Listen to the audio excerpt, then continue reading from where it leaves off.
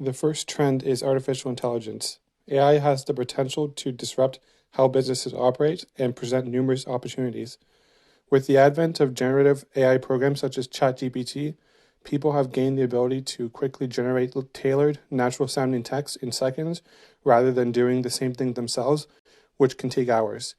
This technology is still in the early stages and adoption is not yet widespread in a professional context.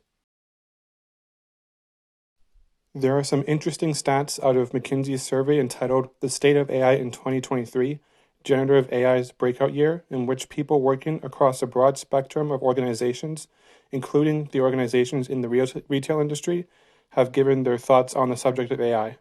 Some points that stand out: 40% of those in the retail industry have used AI at least once. The largest single use for AI has been for marketing and sales, at 14% across all organizations. 55% of respondent organizations have integrated AI into at least one business function. While AI presents huge opportunities, it is not without its risks. The top 3 risks that respondent organizations consider a relevant risk are inaccuracy, cybersecurity, and intellectual property infringement, with 56%, 53%, and 46% of organizations respectively saying that this is an issue for them. What should retail organizations think about today when considering the implementation of AI into their organizations? The main thing is that they should be looking to integrate AI into such a way that their employees' productivity is increased. This can range from it being used as an assistant in conjunction with humans, to the AI mostly replacing the work being done, so labor hours can be utilized in areas where they are most effective. It is still very early for AI use in retail. For example, only 7% of organizations using AI for identifying trends in customer needs. Retail organizations who integrate AI first will have a competitive advantage. The next trend that we're going to get into is small footprint retailers. Now, interpolating the wise words of Mark Twain, the death of the department store may have greatly been exaggerated. But why is this the case? The big reason is department stores starting to turn to small footprint retailing. Now, essentially what a small footprint retailer is a brick and mortar retailer that can be up to 10 times as small as the traditional, has a limited product assortment, and is omni-enabled, which allows for pickup, returns, or order to store across all different channels. They also tend to be service-oriented, offering other services like food or alteration, as well as even stylists in their store. So to understand the small footprint retailer, we're going to go over 4 sections. First, in-store closures, next with the rise of e-com, then we'll talk about the drivers on this trend, as well as an example. The traditional department store has seen a massive decline. It is projected to decline by 40% from 2015 to 2025.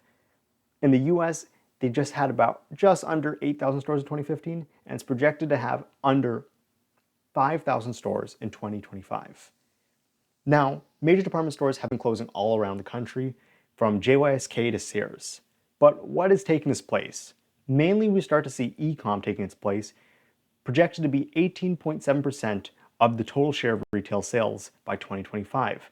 And keep in mind, it was just 10% before the pandemic.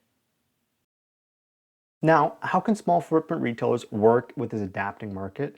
There's 3 main driving factors. The first is that it can target specific market segments. A big reason why customers like online shopping is its customization, and 60% of customers ranked it as important for e-commerce shopping. Brick and mortar stores must reflect this change.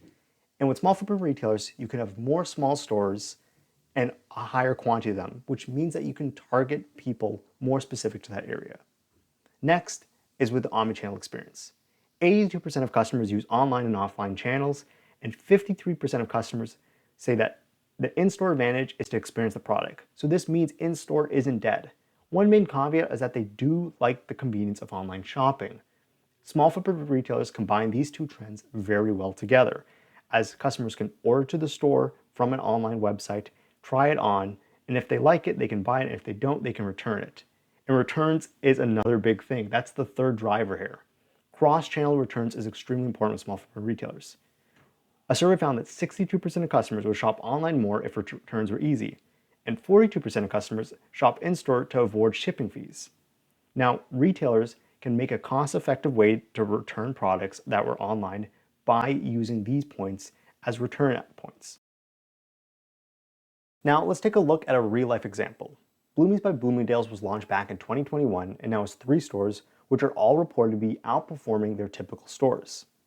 Now, one of the key factors here is the customer assortment. If you look at the Mosaic store, there is a focus on beauty products, while Old Orchard focuses more on high-end jewelry. This is the difference in the demographics and customers that they have, and the stores reflect it. Next is services. They offer services such as alteration, style sessions, as well as food and drink in some stores. These as well are store specific, so they match the consumer. And finally is the fulfillment point.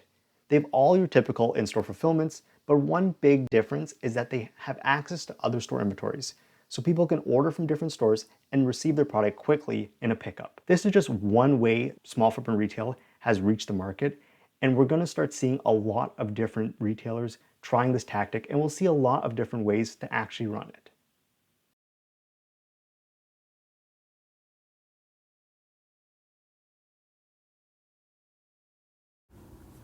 Another emerging trend we may see is the change in how retailers navigate their operations.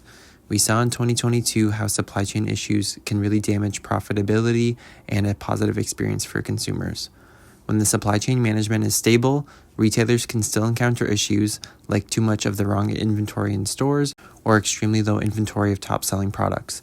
With all of these influxes in demand for products, retailers are going to have to re-strategize how they want to fulfill these demands. Micro-fulfillment centers are a great solution to alleviate this problem. Placed in or nearby densely populated urban and suburban areas, MFCs can fulfill local store pickup orders or e-commerce orders, ensuring decreased delivery times and costs for both seller and buyer. These micro-fulfillment centers use automation technology like robotics and conveyors that can help process and fulfill orders in a more timely manner. Micro-fulfillment is a valuable strategy for retailers to integrate into their operations. The benefits to introducing this is increased efficiency. Not only will the automation technology speed up your fulfillment process, but it will reduce labor costs. This can also benefit delivery times and transportation costs. Because most MFCs are located in higher populated areas, these centers are closer to the end customer and are typically able to offer same-day to next-day delivery options. An average retailer struggles with 7 to 10 business day deliveries. With this small distance between the fulfillment center and end customer, retailers can also cut costs on transportation and the time it takes to deliver a product. This in turn creates a fast and reliable delivery for the customer and gives them the choice between delivery to their home or to use the pickup in-store feature at a brick and mortar location. Today's customer prioritizes speed of service, and an accelerated accessibility to a retailer's products will result in high customer satisfaction and loyalty retention. Despite being predominantly an e-commerce retailer, Amazon is a great example of a success story when you integrate MFC into your supply chain operations. Amazon has a competitive advantage to both e-commerce stores and brick-and-mortar locations because of their shipping methods alone. By having a large network of fulfillment centers and delivery partners across North America, Amazon offers same-day delivery on a lot of their products, amongst having a very accurate inventory management system and 24-hour customer service. Because of their rapid success over the past couple years, the micro-fulfillment center market is expected to grow 27.3% from 2021 to 2026. Next, we're diving into the fascinating world of omnichannel commerce, a strategic approach that's transforming the way businesses interact with their customers across various platforms. Let's explore the goals, key features, and benefits of adopting an omnichannel strategy. What are omnichannels? An omnichannel is a multi-channel strategy that offers a smooth and integrated customer service across several channels for marketing, sales, and customer service. Now, these channels may consist of physical storefronts, digital platforms, social media, and other points of contact between consumers and their brands. Now, you might be wondering, why is omnichannel so crucial for businesses in today's landscapes? This can be seen through analyzing the goals of omnichannels. An omnichannel strategy's objective is to give consumers a single, seamless experience that enables them to switch across channels with ease while keeping content, branding, and customer support consistent. This methodology acknowledges that consumers may traverse via several channels in their journey and seeks to do away with silos that exist between various departments within an organization. Another crucial aspect is the integration of data. The integration of online and offline channels are the online and traditional brick and mortar businesses that are connected to provide seamless consumer switching between digital and physical channels. Also, the unified customer experience is that the goal of omnichannel commerce is to offer a unified and consistent experience over all of the channels. This converts customer service, price, promotions, and brand image consistency. Finally, moving forward, we can look into how we can achieve this unified experience by looking at the several crucial components of omnichannels. The consistency across all channels, the branding, messaging, and customer experience are all the same. Also, the seamless integration when the channels are connected is that there are no interruptions for clients switching between them. Moreover, the focus on the customer is the strategy's main goals to satisfy customers' requirements and give them a satisfying experience. Next, the data integration refers to the sharing and use of data amongst channels in order to increase consumer knowledge and customization.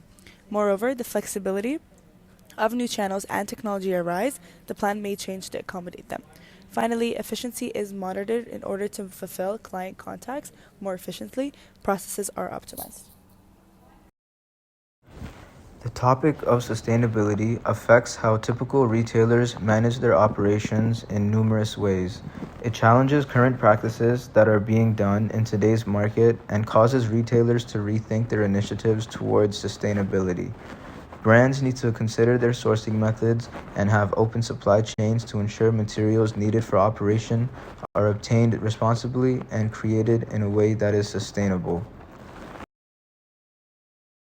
73% of millennials are willing to pay more for sustainable brands.